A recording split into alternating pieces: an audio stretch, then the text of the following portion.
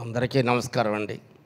పెద్దలందరికీ, ఇక్కడ manager trust సభ్యులకు, వచ్చిన ఛానళ్ళందరికీ హృదయపూర్వక నమస్సుమాంజలు. నా పేరు మాధవరావు అండి. నేను సెంట్రల్ గవర్నమెంట్ ఎంప్లాయీ, రిటైర్డ్.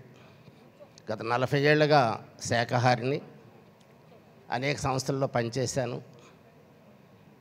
1990 జనవరి 18 మౌంట్ అబూ వెళ్ళానండి. అక్కడ ఒక వృద్ధ దాది శరీరంలో వాకినై హాస్టల్స్తో ఏవో మాట్లాడారు.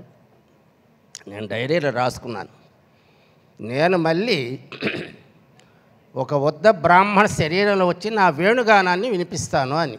ఆశ్చర్యపోయాను. మళ్ళీ వస్తానంటున్నారు, వృద్ధ బ్రాహ్మణుడు అంటారు, వేణుగానం అంటారు. ఇది అంతవరకు నిజమని 21 సంవత్సరం తర్వాత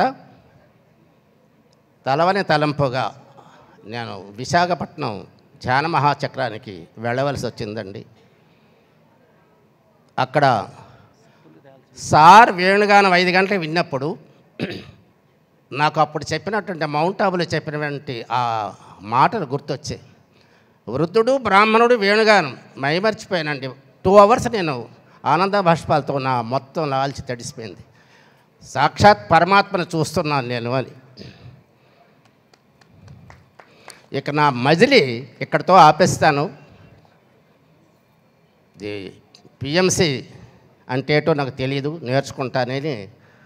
తర్వాత మన అండమాన్ సురేష్ గారి పరిచయం. 2013లో పిరమిడ్ కట్టాలనుకున్నాను. ఏదో ఛానల్ వల్ల అందరూ ఆపమన్నారు.